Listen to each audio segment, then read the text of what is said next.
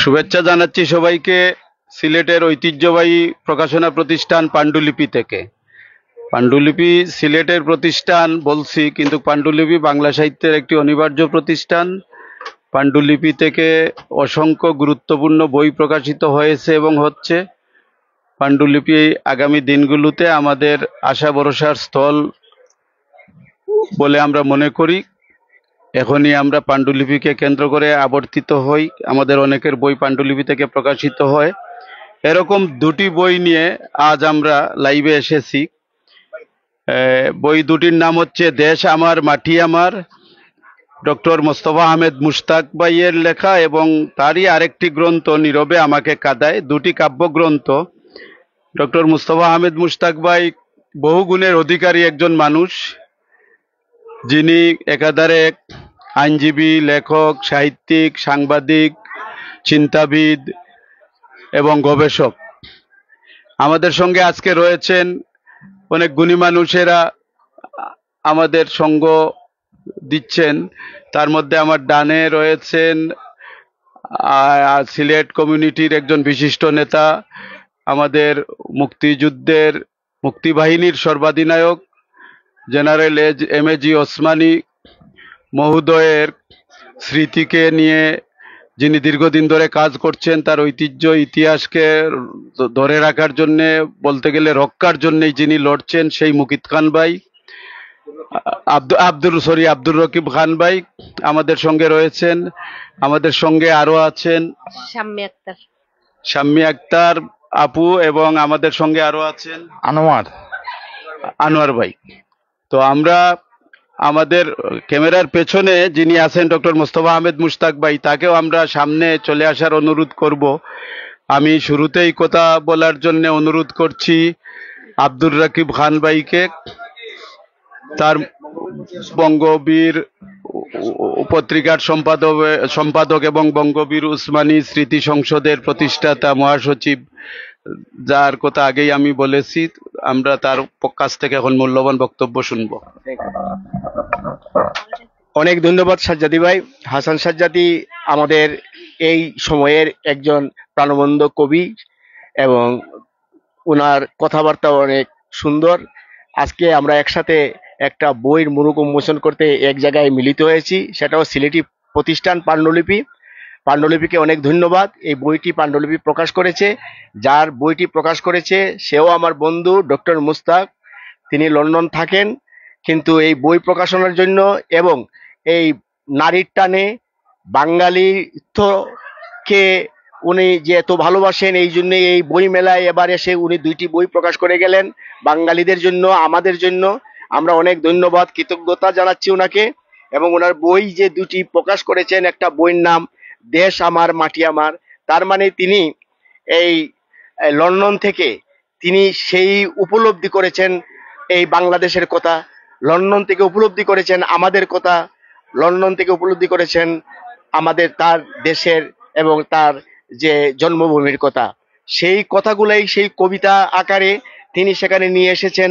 দেশ আমার মাটি আমার কবিতার যেমন নামকরণ করা হয়েছে, কবিতার প্রচ্ছদটাও একদম আমাদের মুক্তিযুদ্ধের এবং আমাদের স্বাধীনতার পতাকা দিয়ে প্রচ্ছদটা তৈরি করা হয়েছে। আমি অত্যন্ত খুশি হয়েছি প্রচ্ছদটা দেখে। এবং কবিতার কয়েকটি কবিতা আমি পড়েছি, বইটা হাতে নিয়ে সাথে সাথে আমি বুঝতে পেরেছি কবিতার ভিতরে দেশপ্রেম রয়েছে, এই কবিতার ভিতরে আমাদের নারীর টান রয়েছে। এই কবিতার কোনো কোনো জায়গায় লেখা আছে যে আমরা নতুন দেশ গঠন করতে চাই, নতুন দেশের স্বপ্ন দেখি, নতুন দেশ, একটা আদর্শ দেশ। মুক্তিযুদ্ধের পর থেকে যে স্বপ্নটা মুক্তিযোদ্ধা, এই দেশের মুক্তিযোদ্ধারা করেছিলেন, এই দেশকে নিয়ে তারা যে স্বপ্ন দেখে মুক্তিযুদ্ধ করে এই দেশকে স্বাধীন করেছিলেন, সেই স্বাধীনতাকে পূর্ণ রূপ দেওয়ার জন্য যে উপলব্ধি, সেই উপলব্ধি ফুটে উঠেছে এই বইয়ের প্রতিটি কবিতায়। এবং এই কবিতার মধ্যে আমাদের অনেক অনেক কিছু জানার আছে। এবং এই কবিতার শব্দ ভাষা এবং এই কবিতার যে শব্দ চয়ন যেগুলো হয়েছে, এগুলো অত্যন্ত সুন্দর, সাবলীল, এবং আমি অত্যন্ত ভালো লাগছে এই কবিতাগুলা পড়ে। আমাদের নতুন প্রজন্ম যদি এই কবিতাগুলা তারা পায় এবং পড়ে, তাহলে আমাদের দেশে যে অভাবটুকু রয়ে গেছে নৈতিকতার যে অভাবটুকু রয়ে গেছে, চারিত্রিক বৈশিষ্ট্যের যে অভাবটুকু রয়ে গেছে, আমাদের দেশপ্রেমের, আশা করি আমাদের প্রজন্ম যদি এই কবিতাগুলা ফলো করে এবং পড়ে, তাহলে কিছুটা হইলেও তারা জ্ঞান অর্জন করতে পারবে। আমি এই লেখকের আরো যেন অনেক অনেক বই আমাদের সমাজকে এই কি করার জন্য, আমাদের সমাজকে সংস্কার করার জন্য তার বইগুলা যেন আরো বের হয়, প্রতি বছর যেন উনি আমাদের এই বই মেলাতে আরো বই নিয়ে আসতে পারেন, আমি সে আশা করছি। উনি আরো একটি বই লিখেছেন, নীরবতা আমাকে কাঁদায়। এই বইটার প্রচ্ছদও সুন্দর, একটা নারীর ছবি আছে, তার মানে এখানে প্রেমের কবিতা আছে। তাহলে আমাদের কবি প্রেম নিয়েও কাজ করেছেন, প্রেমের কবিতা লিখেছেন।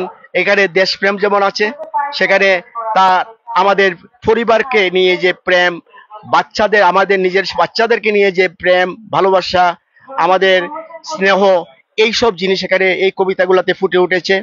আমি আশা করি এই কবিতাগুলোও আমাদের অত্যন্ত কাজে লাগবে, আমাদের নতুন প্রজন্মের কাজে লাগবে।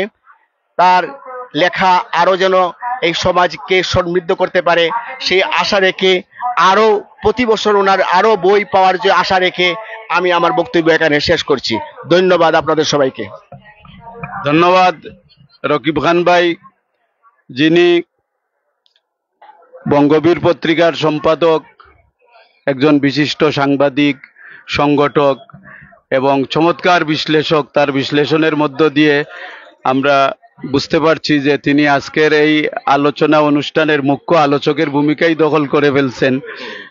আসলে এত সুন্দর করে বলেছেন দুটি বই, যেটা নীরবতা আমাকে কাঁদায়। নীরবতা আমাকে কাঁদায় বলতে কার নীরবতা? দেশ, সমাজ, জাতি যদি নীরব হয়ে যায়, আমাদের প্রেম ভালোবাসা যদি নীরব হয়ে যায়, আমাদের রক্ত যদি নীরব হয়ে যায়, তাহলে আমরা স্থবির হয়ে পড়ি, আমরা কান্না করি। এখানে কবি হয়তো তার কবিতার ভেতর দিয়ে এটা নিঃসন্দেহে ফুটিয়ে তুলেছেন। পুরো বই আমাদের পাঠের সুযোগ হয়নি, সুযোগ হলে আমরা আরো বুঝতে পারবো কোন নীরবতাকে উনি বুঝাতে চেয়েছেন বা কেমন নীরবতা উনার কবিতায় ধরা দিয়েছে। অনেক পরিচয়ের মধ্যে যেটা আমরা বলেছি যে ডক্টর মোস্তফা আহমেদ মুশতাক ভাই সাহিত্যিক, সাংবাদিক, লেখক, বুদ্ধিজীবী, গবেষক, আইনজীবী, এত কিছুর মধ্যে তার যে কবি পরিচয় নিয়ে আমরা এখন কথা বলছি, তার যে কবিত্ব, নীরবতার কান্না থেকে শুরু করে দেশ আমার মাটি আমার যে গ্রন্থ, এই গ্রন্থের নাম থেকেই আমরা বুঝতে পারছি যে দেশপ্রেম এখানে আলোচিত বিষয়, আলোচিত হয়েছে। দেশপ্রেম নিয়েই আলোচনা করেছেন উনি। দেশকে ভালোবাসা, মা মাটি মানুষ আমাদের নিঃসন্দেহে আমাদের হৃদয়ের অংশ, আমাদের শরীরের অংশ, আমাদের মননের অংশ। আমরা যাই করি, যতটুকুই করি, এই দেশের মঙ্গলের জন্যই করি, মানুষের মঙ্গলের জন্য করি। আর বিশেষ করে এই যে কবিরা নিজেদের হৃদয় দিয়ে সমাজের দুঃখ যন্ত্রণাকে প্রথমে নিজের মধ্যে ধারণ করেন এবং পরবর্তীতে তিনি তাকে মমতার সাথে বা প্রতিবাদের সাথে, ভালোবাসার সাথে উপস্থাপন করেন। সেগুলোই আমাদের কবিতা হয়। যে কবিতায় মাটি ও মানুষের কথা বারবার ধরা দেয়, সে কবিতাই দেশ আমার মাটি আমার কাব্যগ্রন্থের মুখ্য বিষয়। ডক্টর মোস্তফা আহমেদ মুশতাক ভাই কবি আমার বাম পাশে দাঁড়িয়ে আছেন। আমি আশা করছি যে তার বক্তব্যের ভেতর দিয়ে আমরা প্রেক্ষাপট, তারপর তার মননশীলতা, তার রচনার পূর্বাপর বিশ্লেষণ পাব। আমি এখন ডক্টর মোস্তফা আহমেদ মুশতাক ভাই কবি, তাকে কথা বলার জন্য, মূল্যবান কথা বলার জন্য অনুরোধ করছি। ধন্যবাদ সাজ্জাদি ভাই আপনার সুন্দর উপস্থাপনার জন্য, এবং ধন্যবাদ সাথে সাথে পাণ্ডুলিপি প্রকাশনীকে, যারা আমার অক্লান্ত প্রচেষ্টার ফসল দীর্ঘ কয়েক দশকের লেখাগুলো প্রকাশিত করতে পেরেছেন। আমি বেশ কয়েকদিন যাবৎ বিভিন্ন প্রকাশনীর সাথে যোগাযোগ করেছি, কিন্তু শেষ পর্যন্ত পাণ্ডুলিপি পেরেছে আমার দুটি বই একসাথে বাইর করতে। এজন্য আমি পাণ্ডুলিপি যে প্রকাশনার সাথে বাইজিদ ফয়সল ভাই রয়েছেন, ওনাকে ধন্যবাদ এবং কৃতজ্ঞতা প্রকাশ করছি। লেখালেখি আমার শুরু 80-র দশক থেকে, এবং বেশিরভাগ লেখা 80 এবং 90 দশকের। কিন্তু আমি প্রবাসে চলে যাওয়ার কারণে সেখান থেকে বেশি লেখালেখি হয় নাই। তো মাঝে মাঝে লিখতাম। এই লেখাগুলো আমি চেষ্টা করেছিলাম যে আমার 100টা কবিতা যখন হবে তখন আমি একটি বই, কবিতার বই, যে 100টা কবিতার একটি সংকলন প্রকাশ করব। এই জন্য অনেক কবিতা পাঠক সমাজে যায় নাই, বিভিন্ন জায়গায় ম্যাগাজিন পত্রিকায় দেই নেই, যে একসাথে 100টা কবিতা পাঠকদের সামনে তুলে ধরব। সেই সৌভাগ্য হয়তো আমার হয় নাই। আমি 80টার মতো কবিতা লিখেছি, লেখার চেষ্টা করেছি। সবগুলো হয়তো কবিতা মানদণ্ডে কতটুকু হবে সেটা পাঠকরাই নির্ধারণ করবেন। আমি লিখেছি, আমার মনের ভাবকে ফুটিয়ে তোলার চেষ্টা করেছি। যা বলতে পারি নাই তা লিখেছি, যা সামনে দেখেছি তাই লিখেছি। আমার যেখানে প্রতিবাদ করার ভাষা হারিয়ে গিয়েছিল, আমরা সাহস করতে পারি নাই, সেখানে লিখনির মাধ্যমে ফুটিয়ে তোলার চেষ্টা করেছি।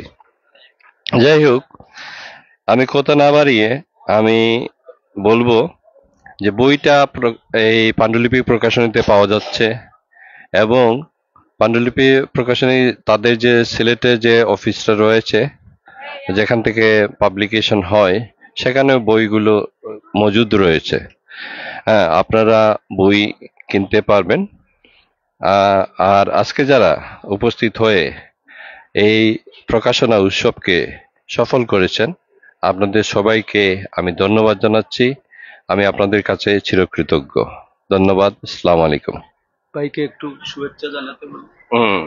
এখন আনোয়ারুল আলম আপনাদের এই বইয়ের ব্যাপারে তার সামান্য কিছু মন্তব্য শুনতে চাই। আনোয়ারুল আলম। আসসালামু আলাইকুম। আসলে মোস্তাক ভাইয়ের ব্যাপারে বলার তেমন কিছু নাই। তিনি অধিক গুণের অধিকারী। শত ব্যস্ততার মাঝেও তিনি কবিতা নিয়ে চিন্তা ভাবনা করে যে দুইটি বই আমাদের উপহার দিয়েছেন। আসলে বই দুটি খুবই ভালো, আপনারা সবাই পড়ে দেখবেন। এবং মোস্তাক ভাইয়ের প্রতি অনেক অনেক শুভেচ্ছা ও অভিনন্দন রইল, এবং আগামীতেও আমরা যাতে আরো নতুন নতুন বই পেতে পারি এই দাবি থাকবে তার প্রতি। ধন্যবাদ সবাইকে। আমরা শেষ প্রান্তে চলে এসেছি। তার আগে প্রবাস বাংলা 24.com-কে এবং এই .com-এর সাথে সংশ্লিষ্ট সবাইকে ধন্যবাদ জানাচ্ছি, কৃতজ্ঞতা জানাচ্ছি। আমাদের এই আয়োজনটিকে, ক্ষুদ্র আয়োজনটিকে বিশ্বব্যাপী প্রচার করে মহৎ করেছেন, মহিয়ান করেছেন। আমি শুরুতেই রকিব খান ভাইয়ের এত বিখ্যাত, এত পরিচিত, এত ঘনিষ্ঠ বন্ধুজন তিনি, তার নাম ভুলভাবে বলে ফেলছিলাম, এর জন্য আবারও তার কাছে ক্ষমা প্রার্থনা করছি। আর শেষাংশে এসে আমাদের সঙ্গে যে বোন আছেন, তার শাম্মী আক্তার আপু, তার ধন্যবাদ জ্ঞাপনের মধ্য দিয়ে আমাদের এই আয়োজনটিকে শেষ করার জন্য তার হাতে মাইক তুলে দিচ্ছি। ধন্যবাদ সবাইকে। প্রথমত স্যারকে অনেক ধন্যবাদ আমাকে এখানে আমন্ত্রণ জানানোর জন্য। স্যার আমার একজন খুব প্রিয় মানুষ, আমি ওনার ফলোয়ার। স্যারের জন্য অনেক বেশি শুভকামনা রইল। ধন্যবাদ। প্রিয় দর্শক, আপনারা যারা আমাদের এই লাইভে সময় দিলেন তাদের সবাইকে আবারও ধন্যবাদ জানাচ্ছি আমাদের আকাশকে, যিনি নেপথ্যে পরিচালনা করেছেন ক্যামেরা, এবং তার বান্ধবীরা এসে ঘুরে গেছেন, তাদেরকেও ধন্যবাদ। এখানেই শেষ করছি। সবাই ভালো থাকুন। সবার প্রতি কৃতজ্ঞতা আমাদের সঙ্গে থাকার জন্য।